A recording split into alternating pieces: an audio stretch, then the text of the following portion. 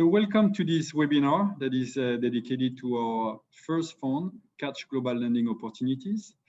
The idea of this webinar is to give you an update on the recent developments on this fund that is dedicated to the short-term private debt. So during the webinar, we're gonna go back to, I'm gonna give you a quick introduction of Katch Investment Group. We are going to go back to the three strategies that we manage within this fund. And finally, we will give you an update on the recent developments. So Katch Investment Group, it's an asset management boutique that is dedicated to private debt. And it is dedicated to a specific niche in the private debt space. It's something that we're gonna come back to later on. We manage a bit more than $200 million in mutual funds, and we have more than 30 employees in 4 offices over the world. So our main office is in London, where we have our regulated asset management company. We also have an office in Sao Paulo, where we have about 10 people. They are all dedicated to buy receivables, so to the factoring business. We also have an office in Panama that is focused on research and distribution on LATAM. And finally, an office in Zurich, Switzerland, where we are focused on distribution for Europe. As you can see on this slide, we currently manage 4 funds under one umbrella SICAV. It's a RIVE structure, and we only, that is based out of Luxembourg, and we only use regulated providers out of Luxembourg. So our management company is Fuchs Asset Management. They manage a bit more than 5 billion. We have our administrator that calculates the NAV of our funds independently, that is Circle Partners.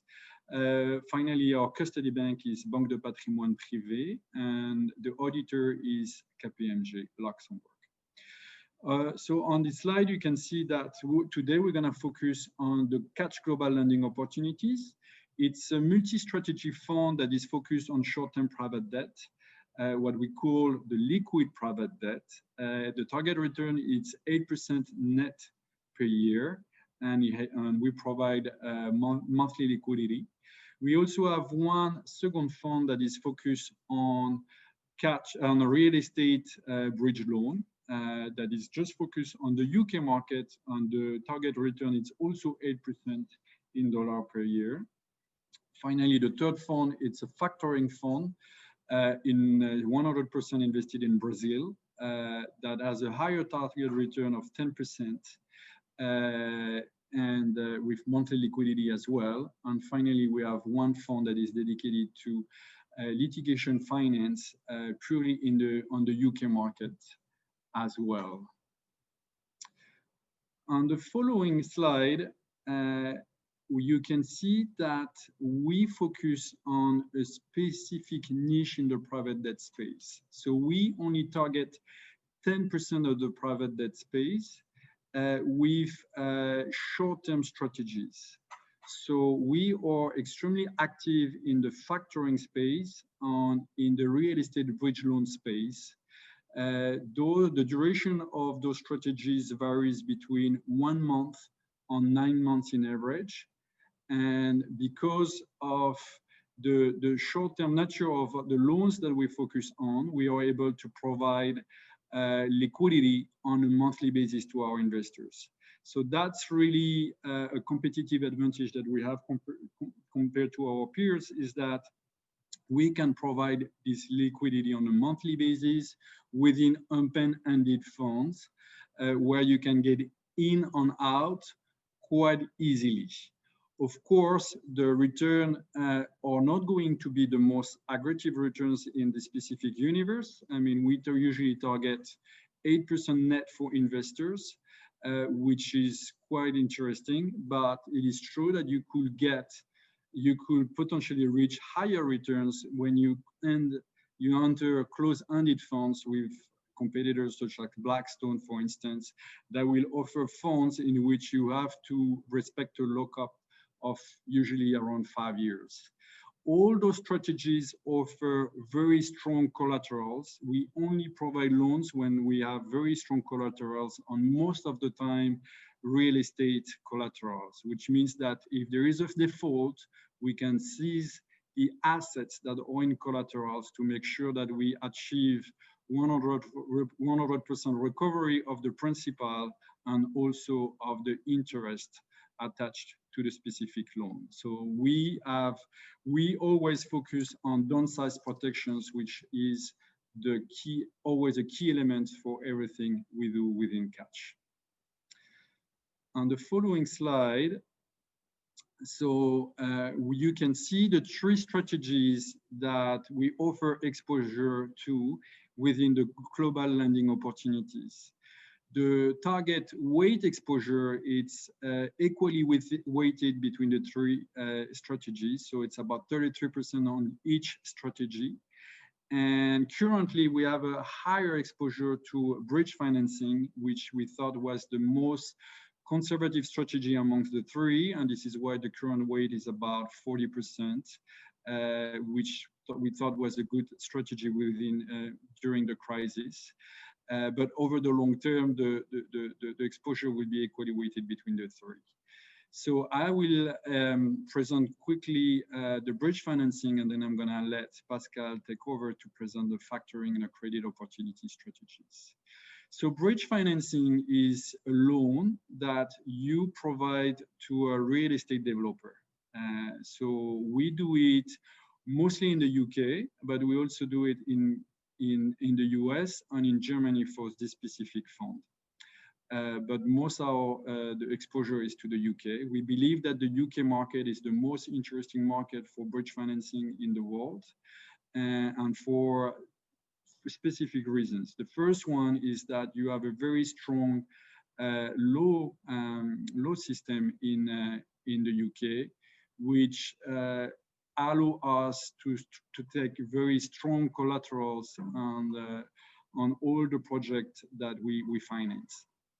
Meaning, if there is a default in the UK, you can actually seize the asset within only 2 to 4 weeks, and you can sell this specific asset on an auction market.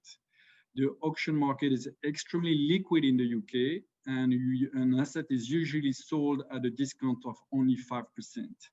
So if you have enough buffer in the loan compared to the collateral, it is extremely difficult to lose money, even in the case that you may have a default.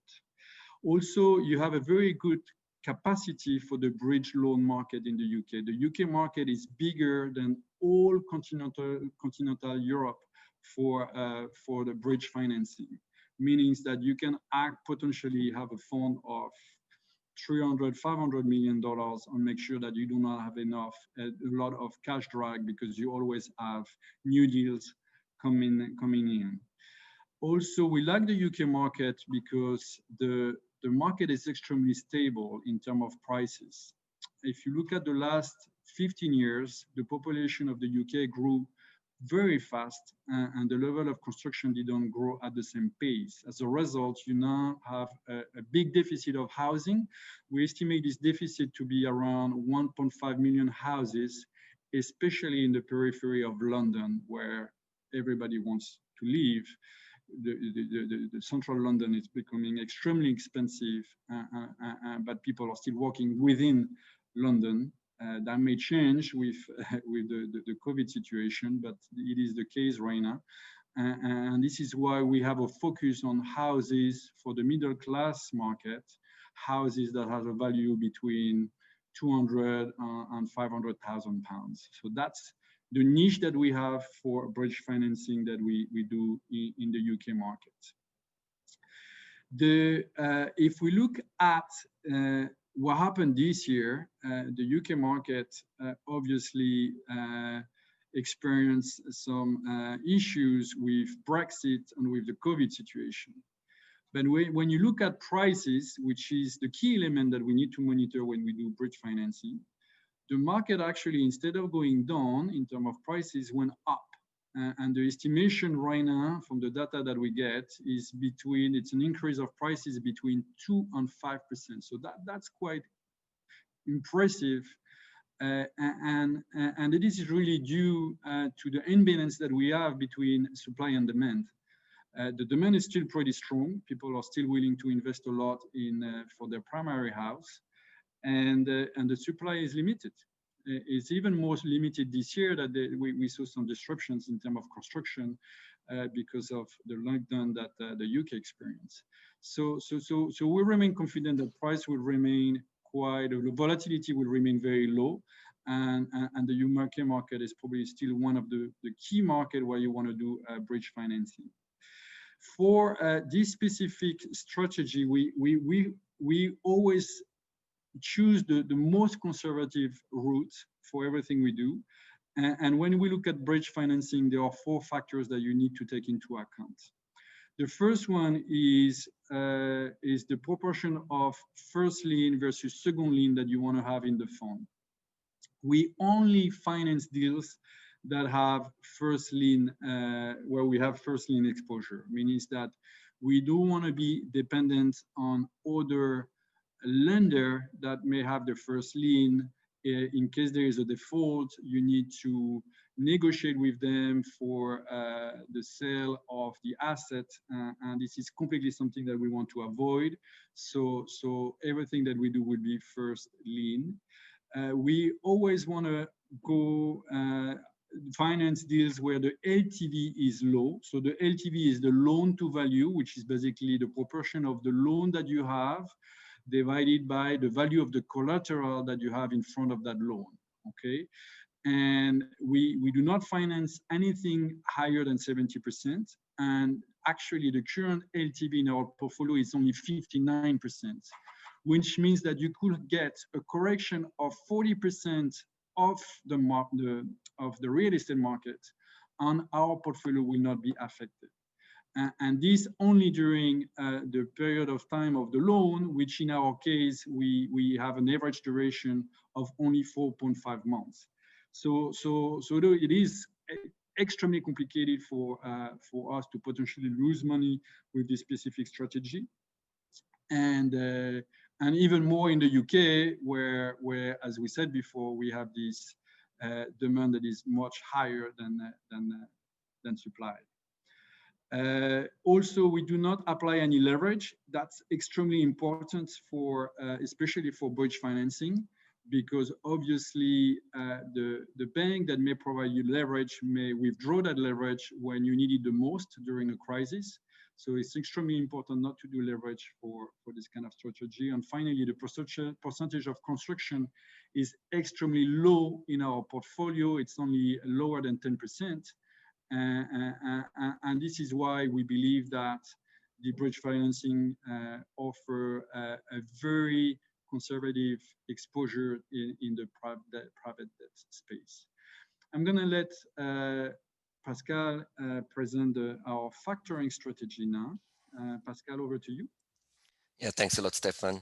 So I'm going to talk a little bit about the other 2 strategies that we have in the Global Lending Opportunities Fund. So factoring, currently we have exposure to the Canadian market, and we have a little bit of exposure to the UK market. But our biggest exposure right now is to Brazil. So as Stephane said at the beginning, we have an office in Sao Paulo, and we have 10 people that are working in our factoring operations in Brazil. And sometimes this is a bit surprising to some of our investors and prospect investors. I mean, it's very important that we are sort of, the fund is a global lending opportunities fund. So we look at opportunities in the whole world. We looked at factoring in the whole world. But it was really the case that in terms of factoring, for us, Brazil is the most attractive market to do it. And the main explanation is really that factoring in Brazil is a regulated activity. So if you want to do factoring in Brazil, you need to have a regulated fund in Brazil onshore. You need to have an independent administrator, a custodian bank, audit.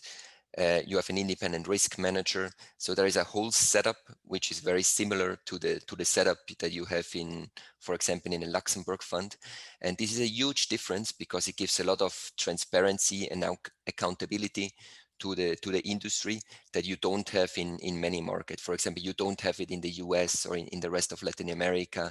In many European markets, factoring is basically not regulated. And in Brazil, you have this big advantage.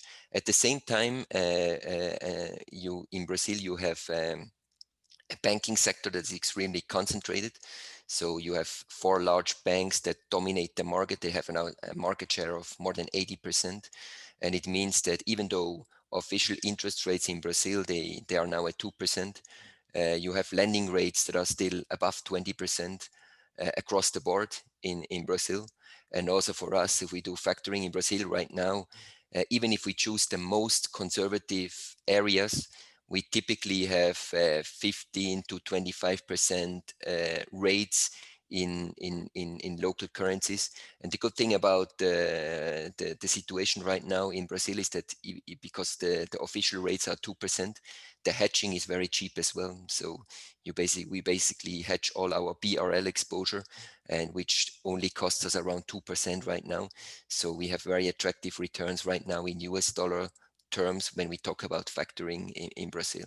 Factoring, for those of you that are maybe less familiar with the area, basically means that you buy invoices at a discount, and then basically from a small and mid-sized company, and then basically the buyer of the good and service would pay you directly into an escrow account. So this is a real full factoring operation that we do.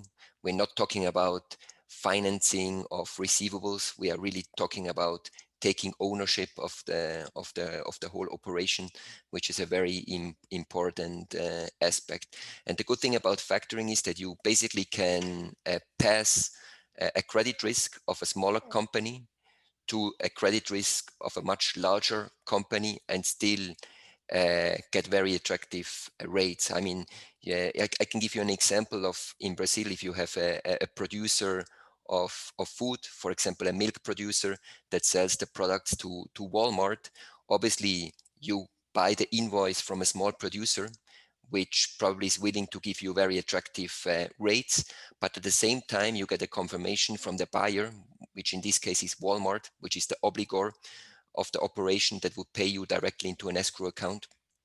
And obviously the default risk of a larger company, multinational company that's the buyer on good and service, is very small. And at the same time, you have a very good profitability. So that's the good thing about factoring. But again, it's very important to control the full chain. So we have been very happy with our factoring operations in Brazil. We have been doing it for around 4 years now. We have a local management team that we hired that was in the factoring industry for the last 15 to 20 years. So plenty of experience in the area. In general, those of you that don't know us that well, I mean, we are always global allocators. So we, as I said, we select the best strategies that we find all around the world, but then we really hire talent and local management teams on the ground with a lot of experience that really bring us the competitive advantage that we have compared to other lenders, that we can basically do the origination completely in-house in these areas. So this is factoring, as I said, mainly Brazil, a little bit in Canada, a little bit in the UK. Right now, the exposure is a bit less than 1/3. I will show you in a separate slide. The third strategy is the credit opportunity strategy. Sometimes we also call it opportunistic direct lending. Again, here, I think it's very important to repeat once again that the only thing we do is lending, and we do senior secured lending, and we only do lending against strong guarantees and collaterals. And we only do it on a relatively short-term basis. Okay, so in factoring, the average duration is only 45 days. In bridge lending, as Stephane said, it's around 4 to 5 months right now. And in the credit opportunities, also we target typically loans that have a duration of around 1 year. Sometimes it's a bit less, sometimes it's a bit more, but also the duration is relatively short. So we do lending, but against collaterals in this area. And maybe because it's opportunistic, it's not like a business that we that it's easy to explain, because it's not like a business it's going on an ongoing basis all the time, but more on an opportunistic basis. So I'm going to use an example that we did this year, and actually in August. And I think it's a fantastic example also about the environment that we right now have in terms of private lending. So in August, we were approached by a management team of a Luxembourg-based fund. They mainly have real estate assets in the UK and in Ireland, and they wanted to pursue a business opportunity that was very attractive for them, a very short-term business opportunity that they needed to complete in only 2 weeks. So they approached us and they asked about a bridge loans, and we were able to give them a bridge loan. So we basically executed the whole deal in only 2 weeks, which was a very big effort. And we managed to get an interest rate of 14%, as you can see here on the slide, on a 12-month basis. And the most important thing is we did a loan, and the loan was secured by a collateral that is worth 20 times the loan size, which is basically all the assets that the fund has right now. So a full pledge on the whole fund. They don't have other liabilities. And because it was from Luxembourg to Luxembourg, for us, it was very easy also to secure that we are 100% sure about the enforceability of the pledge. So the risk is basically almost zero. It's extremely low risk in this operation, and we got a very interesting interest rate of 14%. So you might wonder, why is this even possible? Because interest rates are so low right now. And obviously, we benefited a lot from the current crisis, because what you can see right now is a bit the same story in the whole world. If you are a government or a large corporate, your cost of funding is basically zero, and you have large credit lines, or it's easy to get funding. If you're a smaller companies, it's a bit complicated, but because the banks right now, they're not providing sufficient funding to small and mid-sized enterprises. And even more importantly, banks are obviously not capable to give a loan in just a 2 weeks time or in a month time, because banks nowadays, with the regulation, compliance, and so on, they are very slow. So it really opened huge opportunities for bridge lenders as us to fund a financing gap just for a couple of months. In this case, it was a year, sometimes it's shorter, before the counterparty gets cheaper funding or cheaper longer term funding from a bank or other type of lenders. So I mean, this is just one example, but right now we have many deals in the pipeline that are very similar, that we are able to provide lending on a short-term basis, a bridge facility, strong guarantees, and very attractive interest rates. So I mean, recently people ask us a lot about the crisis and COVID and so on. Of course, it was a crisis that had some impact on our business, but the impact was very, very modest. So if you look at the returns, the track record that we have in terms of returns over the last 3 years, which is our live track record, you can basically see that in 2018 and 2019, we exactly met our return objective of 8% in USD. This year, and this is really extraordinary, we had a positive performance every single month, even in March, where we really had a big sell-off in many asset classes like equities, fixed income, commodities, and so on. So it really showed that we are extremely conservative in terms of our portfolio, and also that we don't have correlation to traditional asset classes, which is something that we obviously have been telling investors in the past. But this was a real stress test. So we went through a real stress test, which is very positive for us, that we managed to keep this performance positive all the time. Nevertheless, it is true that the performance was a bit lower in March, April, May, June than it used to be in this year. And this is mainly because as I said, we are extremely conservative lenders.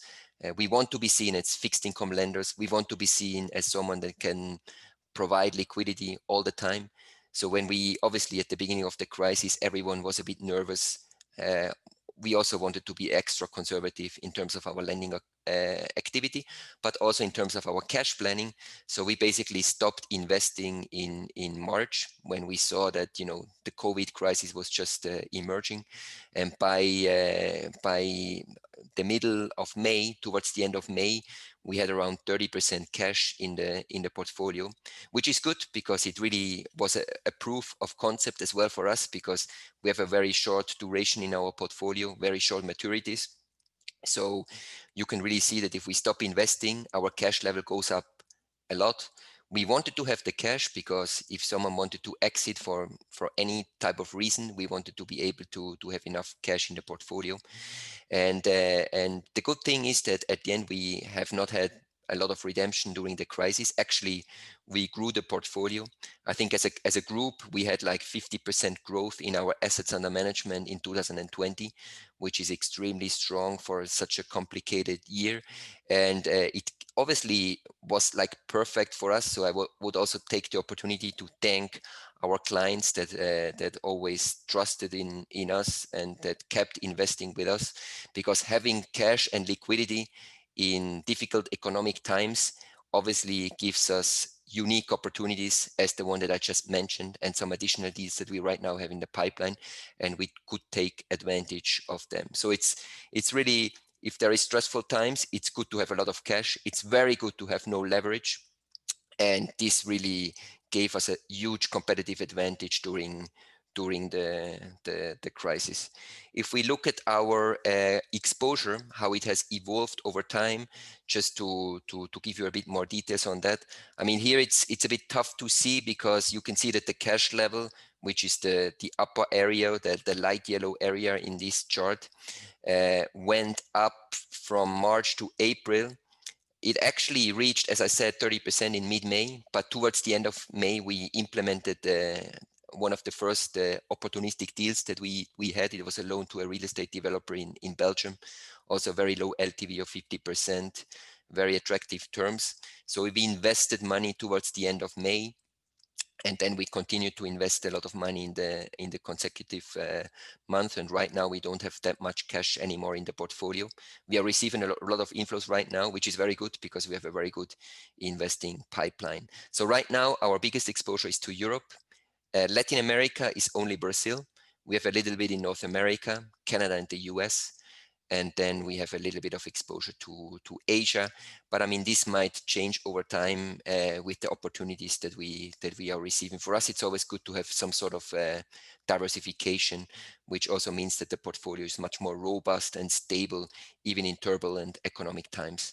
When it comes to our strategies, we talked about the three main strategies, which was bridge lending that Stephane mentioned. We have factoring that I mentioned with our biggest exposure to Brazil, and then the credit opportunities. You can see that really during the crisis, the credit opportunity is the area that we grew most, which is very good because we have very attractive returns and very low risk in this area.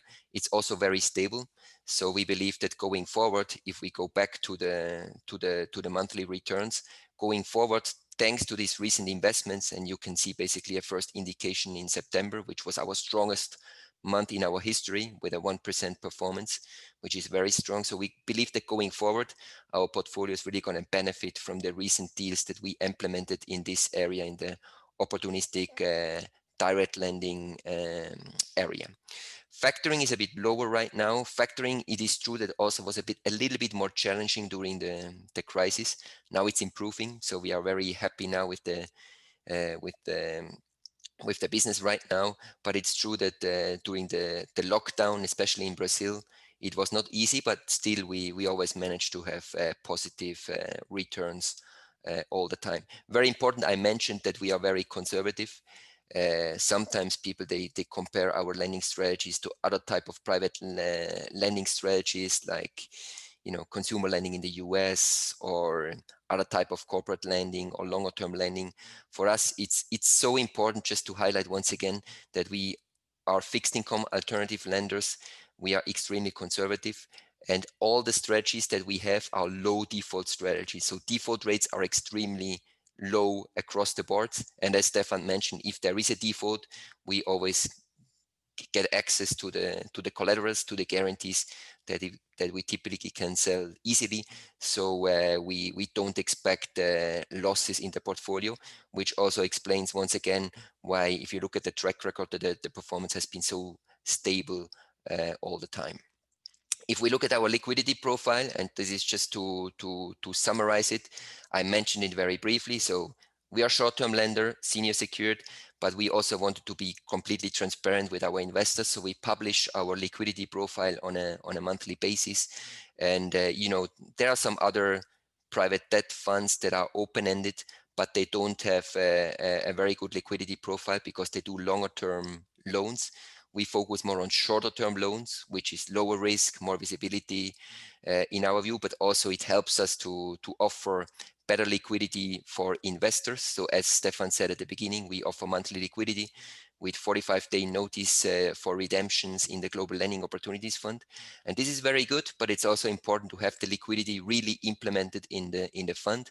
And you can see that right now, we have around 2/3 of the portfolio have a duration or come to maturity within less than 6 months, which really shows that if needed, we can raise a lot of cash and we can pay investors when they need the money. So I think that's also a very important point. So with this, I'm ramping up the presentation. You have the possibility to ask question directly in the Zoom application. So there is a Q&A tab. So if you have questions, feel free to type in the questions. So we are happy to answer the questions. And in the meantime, maybe I give it back to Stephane for another short summary or additional comments that you might have before we see the questions dropping in. Yeah, Pascal, we got one question actually on the leverage. I mentioned that, you also mentioned it, that it's not a very good idea to use leverage for, especially in bridge financing, and someone is asking why. It is true that if you look at it, if you could borrow money at 3 or 4% and invested at 11 or 12, then you can capture the spread and enhance the return that you have on the fund. So on paper, it looks pretty good, and many people do it. We do believe that in an open-ended structure, it's actually not a good idea to do it. And we saw several funds that were focused on bridge financing, especially in the US, using leverage on having a lot of liquidity issue during the crisis. The reason for that is simple, is that the bank that will offer the leverage could potentially withdraw that leverage at any point of time. Or usually they are leveraged that or for a specific period of time, 1 year, and you need to renew it. So by the time you come to the renewal and you're in the middle of the crisis, you can make sure that the bank is not going to renew that leverage. And the second reason is that usually the bank that will offer the leverage will offer it for a specific percentage of the asset under management. So let's say they offer it for 50% of the assets, and you get a lot of redemptions. A lot of funds in March, April this year experience a lot of redemptions. Some funds experience up to 20% redemptions. So if you have leverage on the top of it, actually, then if you get 20% redemption with the leverage, it's actually 30%. And you cannot go back to the developers and tell them, look, the maturity of the loan is in 3 months, I need the money now. The developer is not going to have the money now. So basically what you need to do is then you need to, so you're not going to be able to pay your redemptions. So for us, open-ended structural leverage don't go together. We don't do it. We think it could be convenient in certain, for certain funds that have, that have a lockdown of 5 years for the investors, but for us, liquidity and be able to match our asset liability to do a very good job for asset liability management is extremely important. And as Pascal mentioned several times, we will always choose the most conservative route for our investors, and we hope to remain very strong risk management tools over the long term. So I see that we got other questions. So yes, so So we got a question regarding the size. So the size of the fund at the moment is $95 million, and we are hoping to reach the 100 million mark before the end of the year. The current monthly inflow that we get on a monthly basis is about $5 million. So we should be able to achieve that, and we will make sure that we communicate on that once we reach that threshold. We have a question, Pascal, on the expected return for 2020. Maybe we can go back to the previous slide on the performance for the year. Yeah, let me first. We all need to read the disclaimer. No, I'm just kidding. I'm gonna go back to the performance slide. So we have the year. I mean, the year-to-date performance is 4.3%. So we only have 3 months left. So we believe that for 2020, the calendar year, we're gonna probably be around 6.5% in terms of performance, which is a bit below our target, but it is mainly because of the couple of tough months that we had during the beginning of the COVID crisis. If you ask me about the performance from now, October 2020 to September 2021, we are very confident that we're going to reach the 8% target for the next 12 months going forward. But just looking at the calendar year, it's we're going to be a little bit below our 8% target return. Then we have a good question actually on capacity. So when you look at private debt, especially niche private debt like we do, capacity needs to be taken into account, definitely. So the question is actually even more relevant for the dedicated strategy that we have. We have one fund that is just dedicated to bridge financing in the UK, where we do believe that the capacity is about 250 million pounds. So it is quite high. And for factoring in Brazil as well, where we also have some capacity constraints. And again, at this stage, we estimated the capacity for factoring in Brazil for our fund is about $200 million. When we look at the Katch Global Opportunities, obviously the strategy is going to be much higher because the mandate is global, as you saw with Pascal. I mean, we have global allocation with a bit lower weight, obviously, on Asia, but it is a global allocation. And we also have the opportunity to offer direct lending. So at this stage, we guess estimates that the capacity for the GLO it's higher than $600 million. So at $100 million, we still have room to grow for growth, obviously. Maybe just something to add. I think it is true that this is never going to be like a multi-billion US dollar fund, but that's exactly the beauty about our strategies that we have. So right now we are like in the sweet spot. So we still have a lot of capacity, so we can accept a lot of inflows. But at the same time, we have the advantage that we focus on niche areas and small ticket sizes, where actually the competitive advantage is the competitive environment. It's much more favorable. If you are a very large private lender or a huge company like Blackstone or KKR, for example, they already compete a lot with banks in their debt underwriting activity. So sometimes they have syndicates that are led by banks, and you have some private lenders that participate in the debt syndicates. We have seen some example of private debt funds that financed deals of $500 million US or even higher. But in this area, the problem is that you have a lot of competition from banks.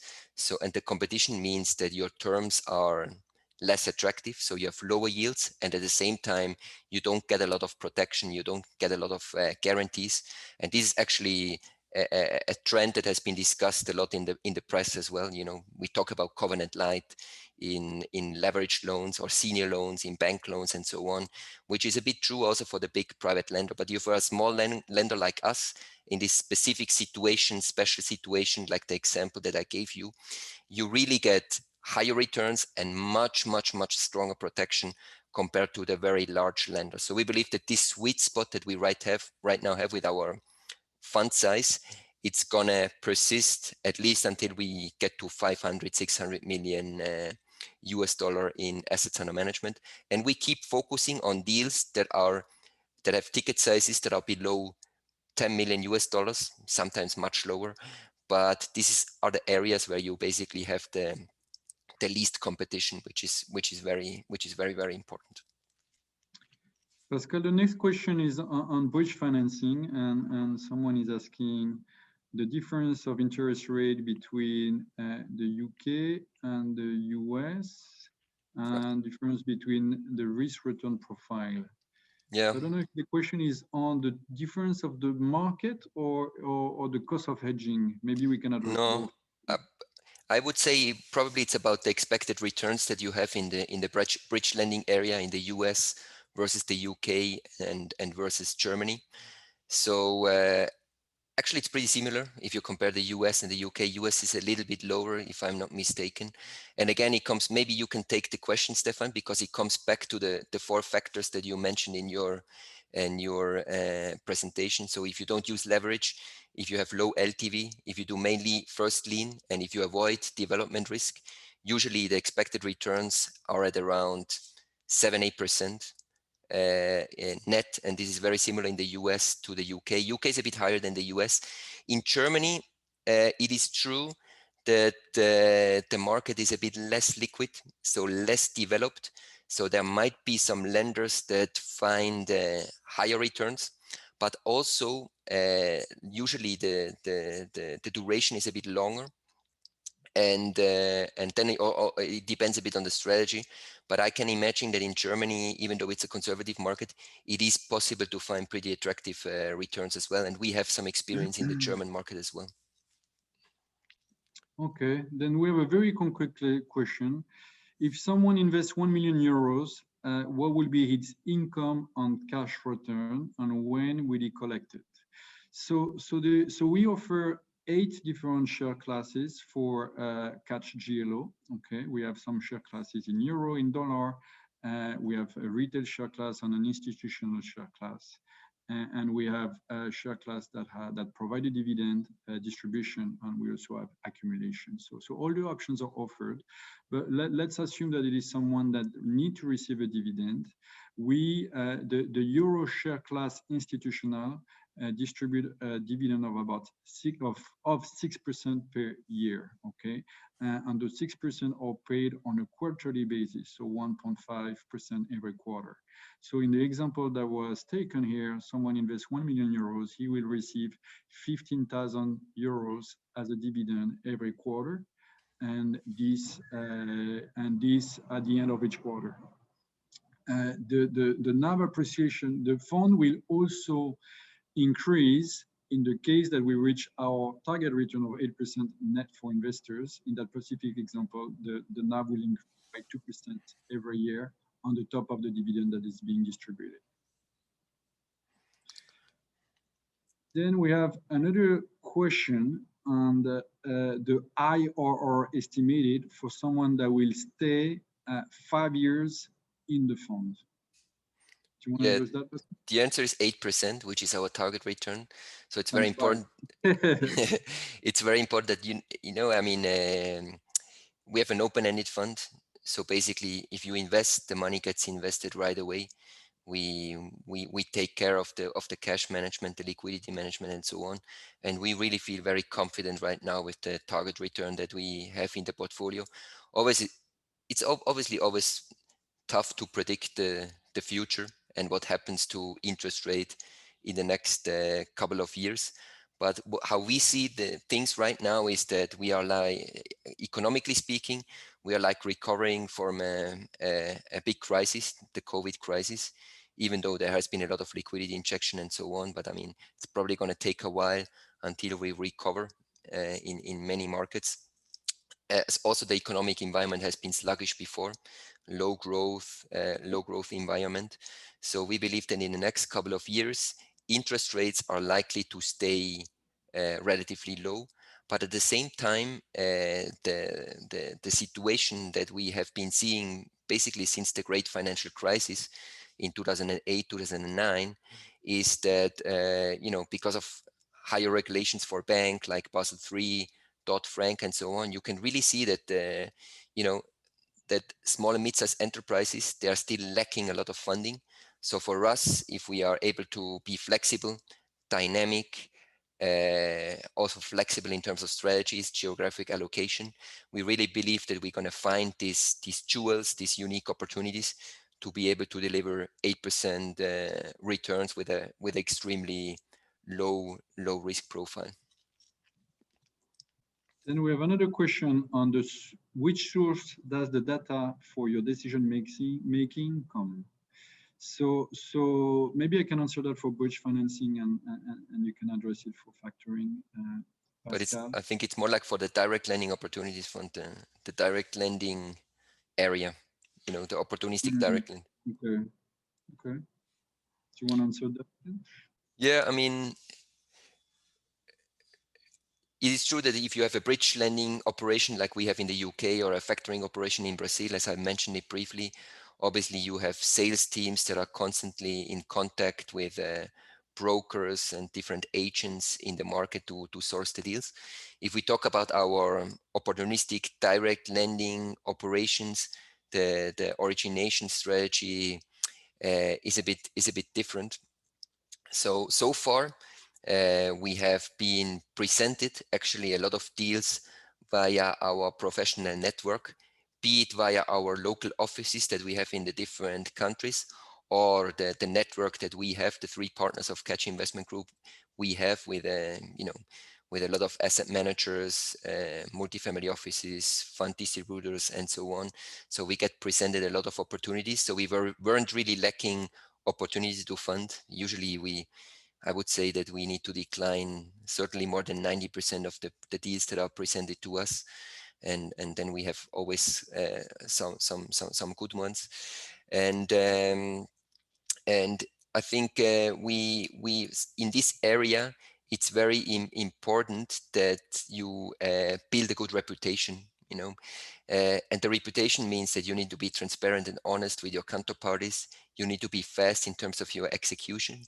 You need to be reliable, which is very important. And if you build this reputation, you always get presented a lot of deals. I mean, I know the question is not about the bridge lending area in the UK, but there is actually a survey in the UK bridge lending area. So I just wanted to mention it, a survey from Ernst & Young that I think it was made earlier this year. And you can see that in terms of competitive advantages in the private lending area, it's much less interest rates. So interest rates are not so relevant. What is really relevant to gain business is the 2 most important things are, number 1, speed of execution, and number 2 is the reputation, or you need to be reliable. So obviously that's the area that we building up most right now. At the same time, we are exploring new ways. It's a bit early to go too much into details, but we are exploring new ways, like via some technologies and so on, to be a bit more visible, that also we get presented more deals. So the more deals we get introduced to, obviously the easier is for us to do the cherry picking, which has always been our philosophy.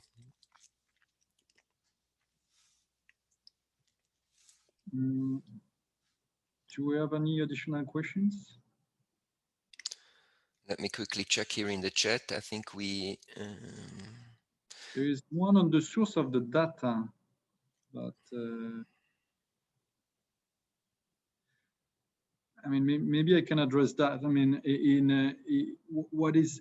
when we look at bridge financing, what is extremely important to take into consideration is the track record of the borrower, how many projects he has done successfully, what is the organization that he managed, and the number of employees that he has, his balance sheet, his personal wealth as well, because most of the time he's going to be personal guarantee for that on this specific loan. You also take into account his exit strategy. Is he going to refinance with a traditional bank? Is he going to sell an asset to be able to resell that specific property on time?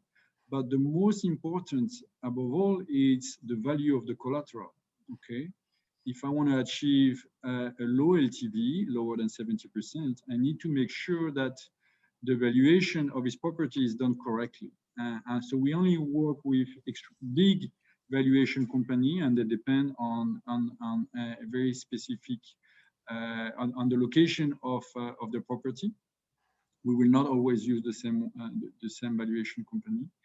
And we will also make sure that these valuation companies has a good insurance, because in case they provide a number that may not be accurate, you want to make sure that you have an insurance that could cover the potential loss. And so we always ask for a level of coverage, or insurance coverage, that will be 3 times the amount of the loan. And that's the source of data that we use for bridge financing. We got a question about the AUM of the GLO fund. I think we mentioned, yeah, it's just below 100 million. I think it's around 95 million right now. So we should be able to get to the 100 relatively soon.